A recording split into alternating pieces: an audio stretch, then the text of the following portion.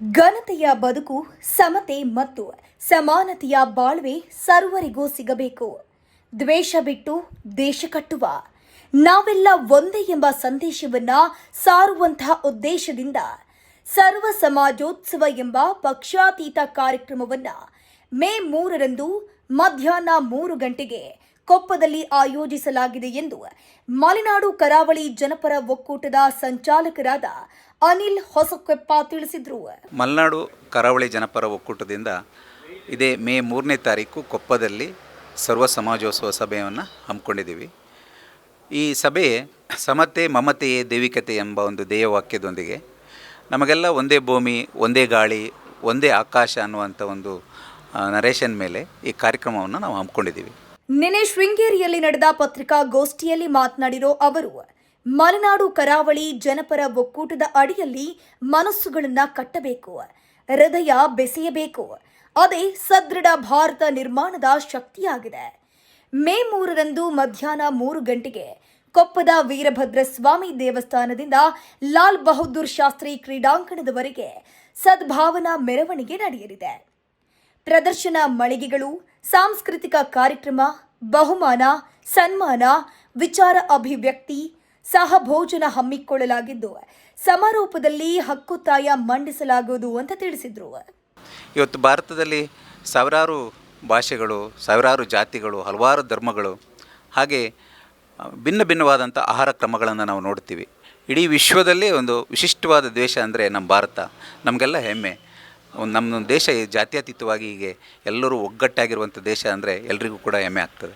ಇಂಥ ಒಂದು ಪರಿಸ್ಥಿತಿಯಲ್ಲಿ ಇವತ್ತು ದೇಶದಲ್ಲಿ ನೀವು ನೋಡ್ತಾ ಇರ್ಬೋದು, ಕೆಲವಷ್ಟು ಕಡೆ ಒಡೆದಾಳುವಂಥ ಕೆಲಸಗಳು ನಡೀತಾ ಇದೆ.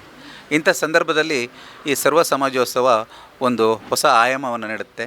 ಕೂಡಿ ಬಾಡುವ ಕೆಲಸವನ್ನು ಈ ಸರ್ವ ಸಮಾಜೋತ್ಸವ ಮಾಡುತ್ತೆ. ಹೀಗೆ ಈ ಕಾರ್ಯಕ್ರಮವು 3ನೇ ತಾರೀಕು ಮಧ್ಯಾಹ್ನ 3 ಗಂಟೆಗೆ ವೀರಭದ್ರ ದೇವಸ್ಥಾನದಿಂದ ಸದ್ಭಾವನಾ ಮೆರವಣಿಗೆ ಶುರುವಾಗುತ್ತೆ. ಲಾಲ್ ಬಹದ್ದೂರ್ ಶಾಸ್ತ್ರಿ ಕ್ರೀಡಾಂಗಣದವರೆಗೂ ಈ ಸಭೆ ಸದ್ಭಾವನಾ ಮೆರವಣಿಗೆ ನಡೆಯುತ್ತೆ. ಈ ಸಭೆಯಲ್ಲಿ ಕೆಲವಷ್ಟು ನಾವು 6 ಜಿಲ್ಲೆಯನ್ನು ಒಳಗೊಂಡಂತೆ ಮಲೆನಾಡು ಕರಾವಳಿ ಜನಪರ ಒಕ್ಕೂಟ 6 ಜಿಲ್ಲೆಯಲ್ಲಿ ಸಂಚರಿಸಿ ಕೆಲಸವನ್ನು ಮಾಡುತ್ತೆ. ಈ ಜಿಲ್ಲೆಯಲ್ಲಿ ಸಂವಿಧಾನಬದ್ಧವಾದಂಥ ಕೆಲವಷ್ಟು ಪುಸ್ತಕಗಳ ಜನಾರ್ಪಣೆಯನ್ನು ಕೂಡ ಇಟ್ಕೊಂಡಿದ್ದೀವಿ. ತದನಂತರ ಸಾಂಸ್ಕೃತಿಕ ಕಾರ್ಯಕ್ರಮವನ್ನು ಇಟ್ಕೊಂಡಿದ್ದೀವಿ. ಆಮೇಲೆ ಈ ಮಲೆನಾಡಿಗೆ ಸಂಬಂಧಪಟ್ಟಂಥ ಜನಪರ ಹಕ್ಕೊತ್ತಾಯಗಳನ್ನು ಈ ವೇದಿಕೆಯಲ್ಲಿ ನಾವು ಮಾಡ್ತಾಯಿದ್ದೀವಿ. ಇದಾದ ಮೇಲೆ ನಾವೆಲ್ಲರೂ ಕುಳಿತುಕೊಂಡು ಒಂದು ಭೋಜನ ವ್ಯವಸ್ಥೆಯನ್ನು ಕೂಡ ಸಹ ಮಾಡಿದ್ದೀವಿ.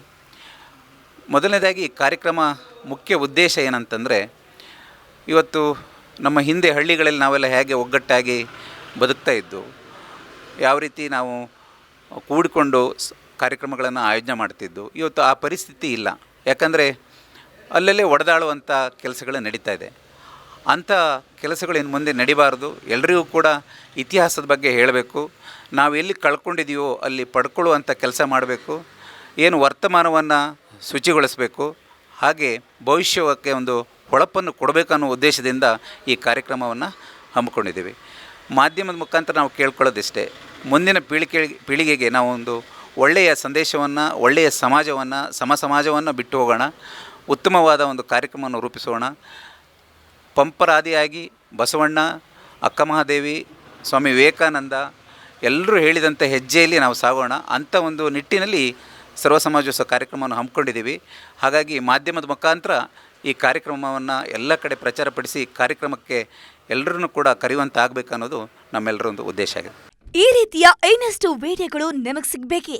ಹಾಗಾದ್ರೆ ಈಗಲೇ ನ್ಯೂಸ್ ಮಲ್ನಾಡ್ ಚಾನೆಲ್ನ ಸಬ್ಸ್ಕ್ರೈಬ್ ಆಗಿ, ಕೆಳಗಿರೋ ಸಬ್ಸ್ಕ್ರೈಬ್ ಬಟನ್ ಮೇಲೆ ಕ್ಲಿಕ್ ಮಾಡಿ ಉಚಿತವಾಗಿ ಸಬ್ಸ್ಕ್ರೈಬ್ ಆಗಿ.